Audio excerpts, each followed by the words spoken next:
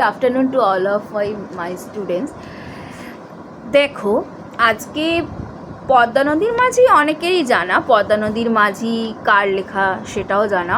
পদ্মা নদীর মাঝি মানিক বন্দ্যোপাধ্যায় রচিত সাম্প্রতিক বাংলা উপন্যাস। মানিক বন্দ্যোপাধ্যায়ের লেখা, সাম্প্রতিক বলবো না, মানিক বন্দ্যোপাধ্যায়ের লেখা পদ্মা নদীর মাঝি 1908 থেকে 1956 ওনার সময়কাল। এটা এক ঔপন্যাসিক, তার প্রতিভার এখানে প্রকাশ ঘটেছে, বিস্ময়কর প্রতিভার প্রকাশ ঘটেছে এই উপন্যাসের মধ্যে দিয়ে। তিনি আকস্মিকভাবে বাংলা সাহিত্যের ক্ষেত্রে আবির্ভূত হয়েছিলেন। বিজ্ঞানের ছাত্র, বন্ধুদের সঙ্গে বাজি রেখে বাংলা সাহিত্যের চর্চা করতে এসে আধুনিক কথা সাহিত্যের ধরনটাকেই পাল্টে দিলেন।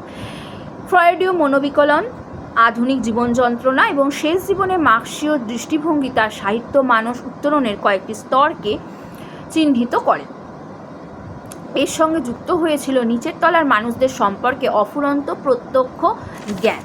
এই সব বৈশিষ্ট্যের সমন্বয়ে সৃষ্ট অন্যতম শ্রেষ্ঠ ফসল হলো পদ্মা নদীর মাঝি, যা 1936-এ প্রকাশিত হয়েছিল।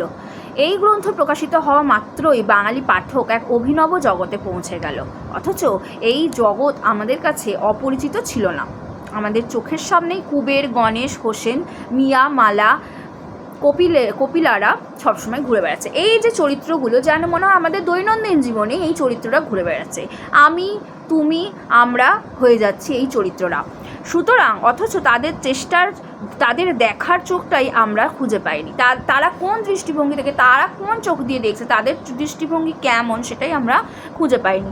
পদ্মার বুকে মাছ ধরিয়ে জেলেদের একেবারে নিচুতলার জীবন নিয়ে, তাদের নৌকা, নদী, জল, মাছ ধরার কৌশল নিয়ে, গ্রাম্য জীবনযাত্রা, কলহ কলরব, জন্ম মৃত্যু, বিবাহ, বঞ্চনা ইত্যাদি নিয়ে এই উপন্যাস। এবং এই পদ্মা তীরেরই ভাষা ব্যবহার করে এমন এক উপন্যাস বাংলা সাহিত্যে এর আগে রচিত হয়নি। তো আঞ্চলিক ভাষা আছে এইখানে। পদ্মা হলো একটা নদী এবং এটা একটা নদীকেন্দ্রিক উপন্যাস আমরা বলতে পারি। এবং এই উপন্যাসের পটভূমিকাও রচনা করেছে এই নদী যাদের জীবনযাপনের উপকরণ যোগায়, স্তন্যদায়িনী মা রূপে তাদের প্রতিপালিত করে, আবার ওই নদী রাক্ষসী রূপে তাদের সুখ সমৃদ্ধি, আশা, স্বপ্নকে ভাসিয়ে দেয়। নদীর বুকে এবং তীরে দুই ধারে জগৎ ও জীবনকে মানিক বন্দ্যোপাধ্যায় এই উপন্যাসে আনুবীক্ষণিক দৃষ্টি দিয়ে, কোনো ভাবাবেগ প্রকাশ না করে, কোনো হৃদয় দুর্বলতার পরিচয় না দিয়ে, ছোট ছোট স্টেটমেন্টের মধ্যে দিয়ে প্রকাশ করেছেন। এবং প্রতিটি চরিত্র যেন নিজেদের জীবন কথা ও বক্তব্য নিয়ে পাঠকের দরবারে হাজির হয়েছে, যেখানে লেখক নিস্পৃহ বিধাতার মতো। সব মিলিয়ে পদ্মা নদীর মাঝি বাংলা সাহিত্যে আজও অনন্য। অর্থাৎ এখানে নদীর পটভূমিকায় রচিত এক উপন্যাস, গ্রাম্য জীবনের উপন্যাস। সেখানের মাঝিদের জীবনযাপন, তাদের দৈনন্দিন জীবনযাপন, এছাড়া তাদের সুখ সমৃদ্ধি, তাদের আশা, তাদের হতাশা, তাদের আনন্দ, তাদের হাসি কান্না, তাদের জীবনযাপন প্রণালী বলতে পারি, জীবনযাপন পদ্ধতি বলতে পারি। এছাড়াও নদীর বুকে জগতে জীবনকে নিয়ে যে রচনা করে, তাদের হৃদয় দুর্বলতা, তাদের ভেতরের যে একটা দৃঢ়তা, তাদের সব কিছুই তাদের জীবনটা এইখানে এই আঞ্চলিক ভাষার মাধ্যমে এই উপন্যাস আরও প্রকাশ পেয়েছে। কারণ তাদের মুখের যে ভাষা, এইভাবে ছোট ছোট স্টেটমেন্টের মতো প্রকাশ করেছেন এই উপন্যাস, সেই কারণেই অনেকটা জনপ্রিয়। তো এই গেল মানিক বন্দ্যোপাধ্যায়ের উপন্যাস পদ্মা নদীর মাঝি সম্পর্কে সংক্ষেপে আলোচনা। যতটুকু জানার ততটুকু। শুধু মনে রাখতে হবে একটা জিনিস, বিষয়বস্তু মনে রাখতে হবে। এছাড়া কত সালে প্রকাশিত হয়েছিল সেটা অবশ্যই মনে রাখতে হবে।